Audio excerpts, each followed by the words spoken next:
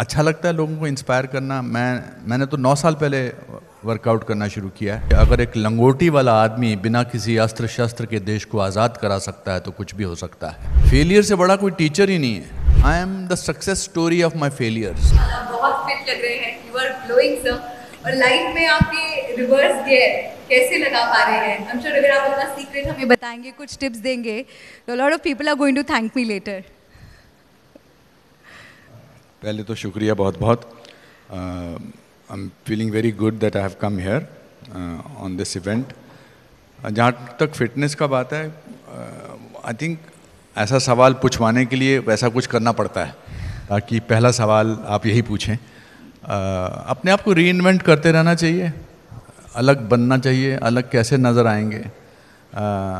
मेरे साथ कल फ्लाइट पे 3-4 लोग बैठे थे, मतलब साइड पे। मेरे से 10, 12, 15 साल छोटे थे और अलग अलग साइज़ के थे। और जब फ्लाइट रुकी तो उतरने लगे तो मुझे बोले लानत है हम पर। मैंने कहा अपने आप को क्यों बोल रहे लानत है हम पर? लानत है आप हमसे 15 साल बड़े हैं और हम ऐसे दिख रहे हैं और आप वैसे दिख रहे हो। कल से ही शुरू करेंगे।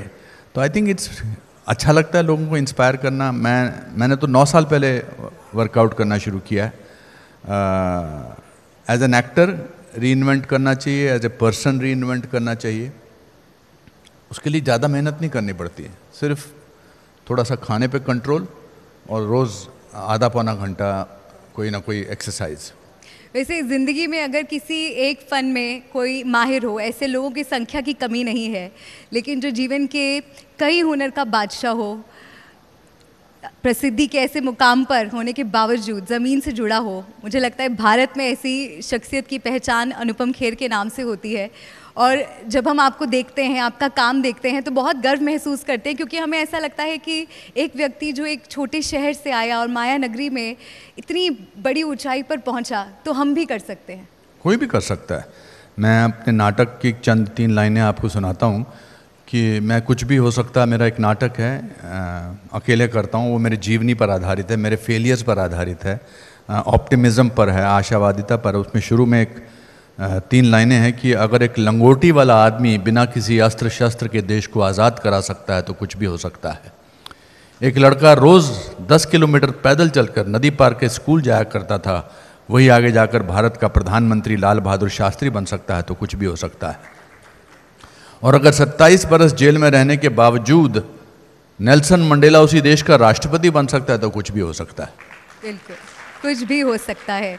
ये प्रेरणा आप देते हैं। और आपने यहाँ पर अभी फेलियर्स का जिक्र किया।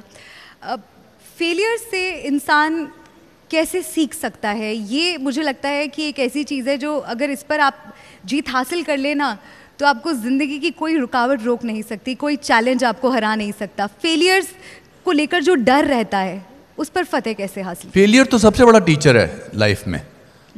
फेलियर से बड़ा कोई टीचर ही नहीं है। सक्सेस जो है वो 1 डायमेंशनल है, फेलियर मल्टी डायमेंशनल है।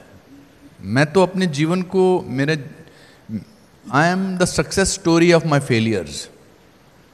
मेरे पिताजी ने बड़ी इंटरेस्टिंग 14 साल की उम्र में मेरे जीवन से फेलियर का डर निकाल दिया था।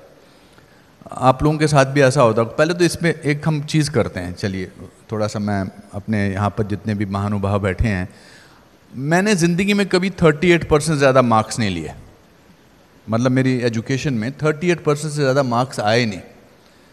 तो ये मैं आपको बताना चाहता हूँ, इसमें कोई झूठ नहीं है। अब मैं ऑडियंस से पूछना चाहता हूँ कि यहाँ जितने लोग बैठे हैं इनमें से 60% से ज़्यादा कितने लोगों के मार्क्स आए हैं? वाओ, ऑलमोस्ट 90% लोग। 70% से ज़्यादा? अरे बाप रे, अभी भी 90%। ओके, 75% से ज़्यादा? वाह, फिर भी आप नीचे बैठे हैं, मैं ऊपर बैठा हूँ। नहीं, आई रिस्पेक्ट यू। आपने जो इतने सारे मार्क्स इकट्ठे किए हैं, बड़ा अच्छा। आप तो भाई साहब बहुत ज़ोर ज़ोर से ऊपर, आपको नहीं लगता था ये बोलने वाला हूँ मैं। तो 9th स्टैंडर्ड में था मैं, और उन दिनों अब पता नहीं ऐसा होता कि नहीं कि घर वालों से रिपोर्ट कार्ड पे साइन करवाने पड़ते थे। बिल्कुल होता, अभी भी होता है। Very good. तो मैं हमेशा हिचकिचाता था कि पिताजी को मैं ऐसे मौके पर ढूंढूं जब वो जल्दी में हों, जब वो जल्दी में हो तो मैं अपना रिपोर्ट कार्ड उनको दे दूं और वो बिना देखे साइन कर दें। आमतौर पे ऐसा होता था। तो 9th में मैं एक दिन उनको रिपोर्ट कार्ड पढ़ाई, वो बाहर जा रहे थे, फिर उनको सडनली याद आया कि वो स्टोर की चाबी भूल गए हैं ऑफिस के। तो फिर उन्होंने वो रिपोर्ट कार्ड देखी और देख के बोले कि तू 59th आया है क्लास में? मैंने कहा हाँ जी। बोले स्टूडेंट्स कितने टोटल? मैंने कहा 60। फिर मुझे लगा अब ये डांटेंगे, गुस्सा होंगे, तो उन्होंने एक लंबा पॉज लेने के बाद बोला, बेटा एक बात तो है, जो फर्स्ट आता है उसको हमेशा इस बात की टेंशन रहती है कि उसको फर्स्ट आना है। वो सेकंड भी आता है तो उसको लगता है उसका डिमोशन हो गया। लेकिन जो 59th आता है वो 48th आ सकता है, 37th आ सकता है, 24th आ सकता है। एक काम करना, अगली बार 48th आना। और फिर एक छोटा सा पॉज लेने के बाद उन्होंने बोला, याद रखना बेटा, failure is an event, never a person. Event fail होता है, पर्सन फेल नहीं होता है। तो आई थिंक जब 14 साल के बच्चे की ज़िंदगी से उसके पिताजी ही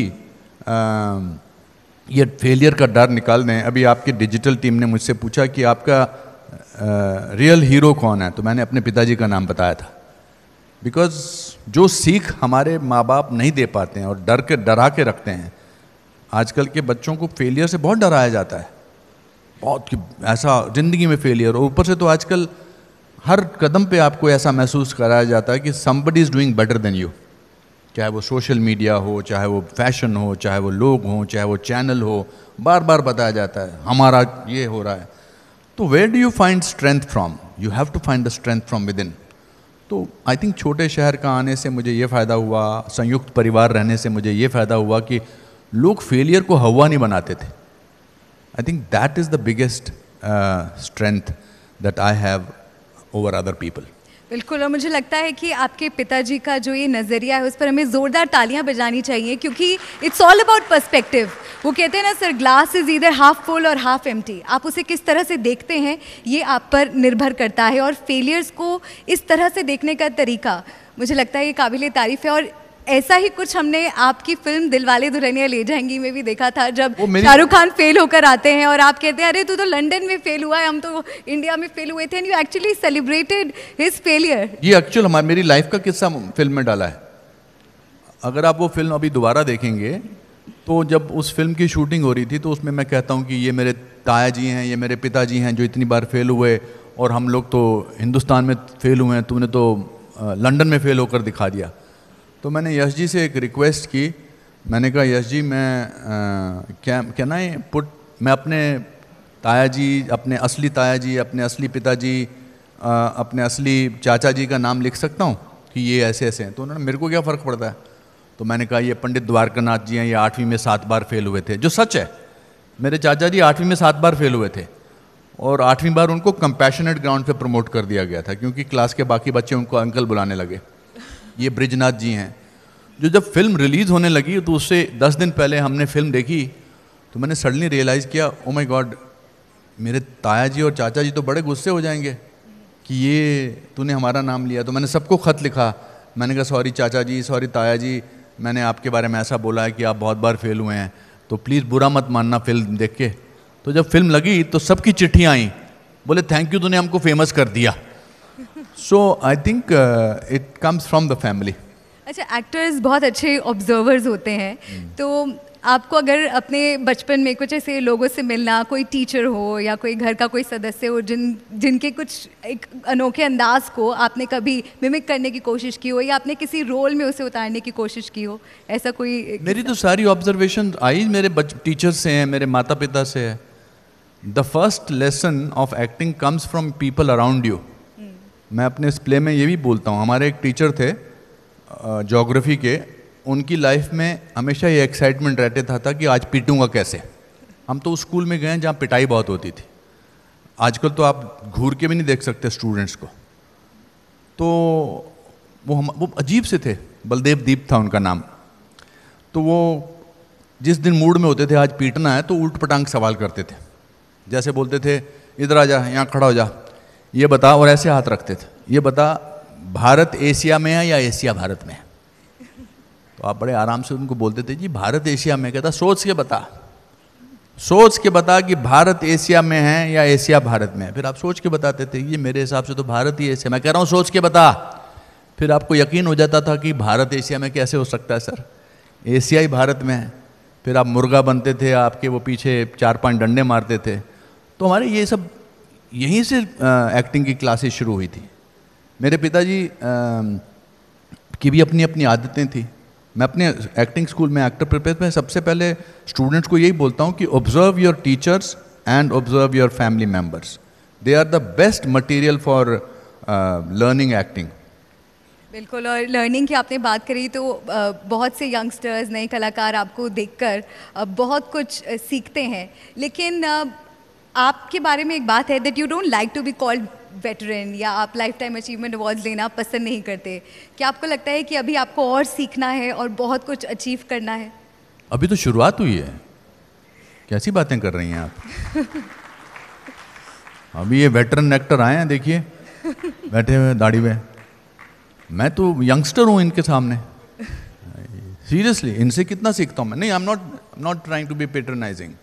आई learn so much from you, because if you learn from your youngsters you have a long way to go. तो मैंने सबको बोल के रखा है और आज आपको भी बोलता हूँ ये आपके सामने कि अगले 15 साल तक सोचना भी मत मुझे लाइफ टाइम अचीवमेंट अवार्ड देने के लिए, नहीं चाहिए मुझे। बिकॉज ये लोगों का तरीका होता है आपको ये महसूस कराने का कि आपने बहुत सारा काम कर लिया है, अब आप लाइफ टाइम अचीवमेंट ले जाओ और फिर walk into the sunset. My son is just rising, so I will be working here for a long time before I accept any lifetime achievement award. Amazing thought sir. और चलते चलते बस एक सवाल मैं आपसे लेना चाहूँगी कि आज महाकुंभ का शुभारंभ हुआ है, आगाज़ हुआ है, पूरी दुनिया भारत की ओर देख रही है, भारत पहुँच रही है इस महाअवसर का हिस्सा बनने के लिए। आपको क्या लगता है कि हमारे देश के लिए कितना गौरवशाली क्षण है? कौन सा जी, किसके बारे में? महाकुंभ की मैं बात। अरे मैं जा रहा हूँ महाकुंभ, मैंने अभी दोपहर को फाइनल किया है। I think it is the once in a lifetime event, not even event, ये तो सांस्कृतिक हमारी उपलब्धि है, इसको क्या कह लीजिए। ये ज़मीन पर एक ऐसा तिलक है, कमाल का है। इतने सारे लोग इतने सालों से चला आ रहा है ये कुंभ का मेला या कुंभ का जो एक समूह है, it's a spiritual purgation, spiritual feeling of great importance.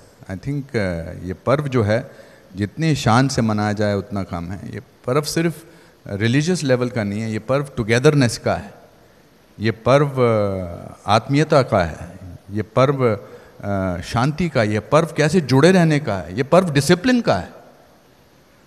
15 lakh लोगों ने कल वहाँ स्नान किया। 15 नहीं, 1 करोड़ 15 या 15 1 करोड़ 15 1 करोड़ को पार कर गई, 15 मिलियन। हाँ, मैं हिसाब में इसीलिए तो 30% मार्क्स आते थे।